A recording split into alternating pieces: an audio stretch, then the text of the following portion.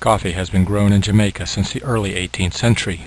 Not being a native plant, it was introduced by an intrepid colonist, a former governor of Jamaica, Nicholas Laws.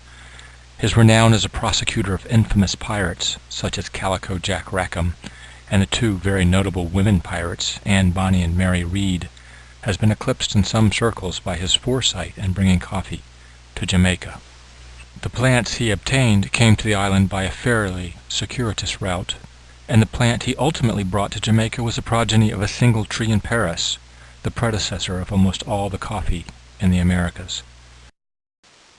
Our story begins in Ethiopia, where legend has it that some dancing goats attracted the attention of Kaldi, a shepherd. These frenetic goats were eating the berries of a particular tree. Coffee was discovered. While coffee was most likely discovered in Ethiopia, it was first cultivated in Yemen, just across the Bab el-Mandeb Strait. From the port of Mocha in Yemen, the Arabs carefully controlled the trade in coffee, allowing only infertile coffee beans to be exported so that no one else could cultivate the plant. Around 1670, a revered Indian Sufi, Baba Budan, making the Hajj to Mecca, managed to smuggle out of Mocha 7 beans, taped to his belly. He returned to the mountains above the Malabar coast in southwest India and planted the seeds, growing the first coffee outside Arabia. Near the close of the 17th century, the Dutch governor of Malabar sent coffee seedlings to the Dutch governor in Batavia, now Jakarta in Indonesia. While the initial seedlings failed, future plants took hold on the island of Java, which began exports to Europe in 1711.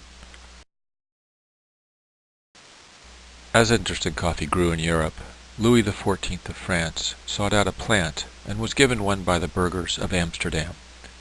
Around 1714 he brought the plant to the Jardin des Plantes in Paris, where cuttings were cultivated.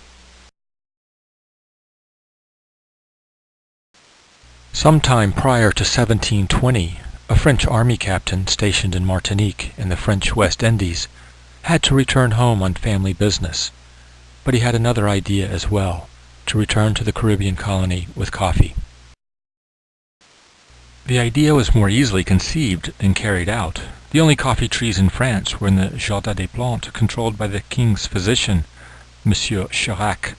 Coffee trees were not freely handed out, so our French army captain Gabriel Mathieu de Clieu enlisted the aid of a woman of quality to persuade Monsieur Chirac to part with some coffee plants. The plan was successful, and our French captain obtained 3 coveted seedlings.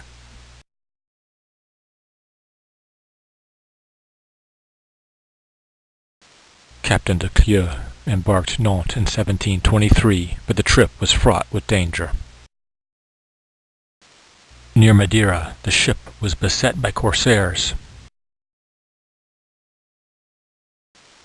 It is reported that Captain de Clieu himself dispatched the corsair captain, but all we know for certain is that they overcame the pirates.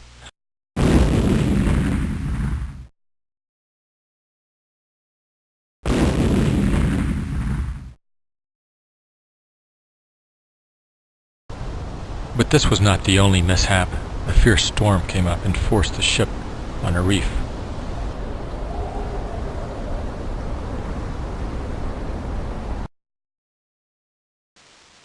Supplies were jettisoned to lighten the ship, including water, as the ship was not that far from its destination, Martinique.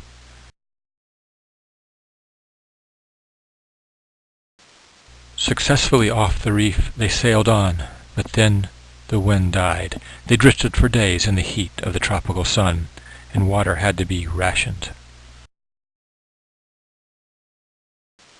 Captain de Clieu shared his meager water ration with the one remaining coffee plant he had. Finally the wind picked up, and Port Saint-Pierre, Martinique was reached. Coffee had reached the Americas. Sometime around 1728 to 1730, the former governor of Jamaica, Nicholas Laws, traveled to Martinique and obtained the first coffee trees to be transplanted to Jamaica. While they were not planted immediately in the Blue Mountains, it was not long before the tree was thriving there. the terroir where the bean could express itself in one of the most sought-after and expensive coffees in the world, Jamaica Blue Mountain Coffee.